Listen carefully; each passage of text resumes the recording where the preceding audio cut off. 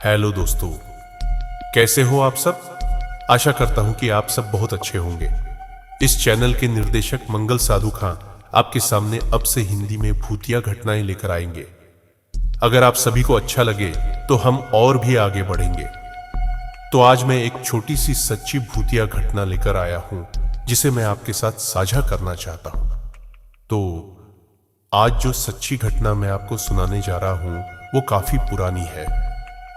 उस समय हम 7वीं कक्षा में पढ़ते थे। मेरा एक करीबी दोस्त था, नाम था राजू।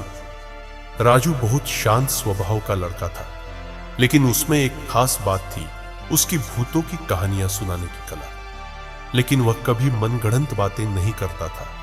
हमेशा कहता कि ये उसके दादाजी से सुनी सच्ची घटनाएं हैं। एक दिन स्कूल से लौटते समय राजू ने मुझे ऐसी कहानी सुनाई जिसे आज भी याद करके मेरी रूह कांप जाती है। राजू के मामा का घर एक दूर दराज के गांव में था, जिसका नाम था बोदापुर। बहुत छोटा सा गांव, चारों ओर धान के खेत और बीच में कुछ पुराने घर। उसी गांव में एक पुराना वीरान मकान था जिसे सब हाथीशाला घर कहते थे। गांव वालों के बीच मशहूर था कि उस घर में कुछ अलौकिक घटनाएं होती थी। राजू के दादाजी के अनुसार कई साल पहले उस घर में एक अमीर जमींदार का परिवार रहता था। जमींदार की छोटी बेटी श्यामा बहुत शांत स्वभाव की थी, लेकिन एक दिन गांव का एक चोर उनके घर में चोरी करने घुस आया। श्यामा ने उसे देख लिया और उस चोर ने उसे मार डाला। उस घटना के बाद से कहा जाता है कि श्यामा की आत्मा उस घर में भटकती है।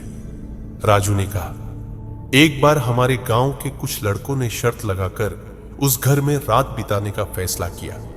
सबको लगा कि भूत प्रेत जैसी बातें बकवास है। उन लड़कों में एक था मेरा मामा, यानी मेरी मां का छोटा भाई।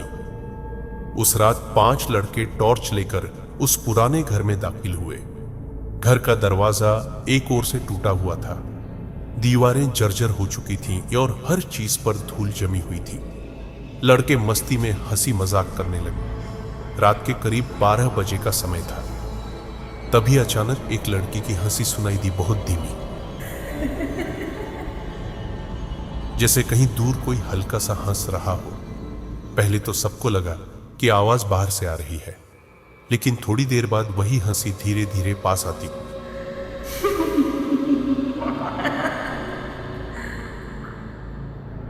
एक लड़के ने खिड़की की ओर देखा तो पाया कि बाहर धान के खेतों के बीच एक सफेद कपड़े में लिपटी लड़की की परछाई धीरे धीरे घर की ओर बढ़ रही थी।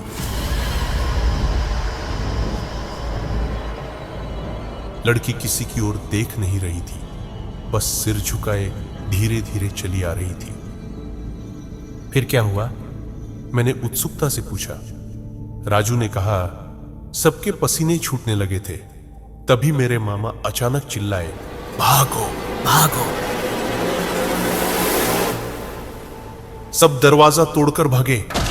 भागते भागते जब मेरे मामा ने पीछे मुड़कर देखा तो वही सफेद कपड़े में लिपटी परछाई घर के दरवाजे पर खड़ी थी। उसने सिर उठाया और उसकी खाली आंखों के गड्ढों से बस एक शून्य भरी नजर सीधे उनकी ओर थी। मैंने कांपते हुए पूछा, फिर क्या हुआ? राजू ने सिर हिलाते हुए कहा, वो सब जैसे तैसे घर लौट आए, लेकिन मेरे मामा उस रात के बाद करीब 1 महीने तक सोते सोते अचानक उठकर चीखने लगते थे, वो आ गई, वो आ गई।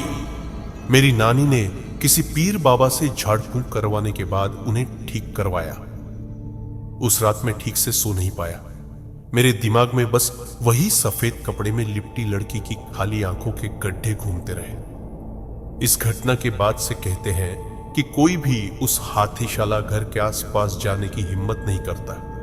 अब वो घर आधा गिर चुका है, लेकिन गांव वाले आज भी कहते हैं कि कभी कभी रात में उस श्यामा की मध्यम हंसी सुनाई देती है। सच कहूं तो मुझे आज तक यकीन नहीं हुआ कि वो कहानी थी या सच्चाई, लेकिन राजू की आंखों में जो डर देखा था उसे मैं कभी भूल नहीं सकता। दोस्तों, आज का ये एपिसोड आपको कैसा लगा ये जरूर बताइए, और हमारे चैनल को सब्सक्राइब करना बिल्कुल मत भूलिए। साथ ही पास वाले बेल आइकन को भी जरूर दबा दीजिए ताकि वीडियो अपलोड होते ही आपको नोटिफिकेशन मिल जाए। तो आज के लिए बस इतना ही। फिर मिलेंगे अगले एपिसोड में एक और डरावनी कहानी के साथ। टाटा बाय बाय।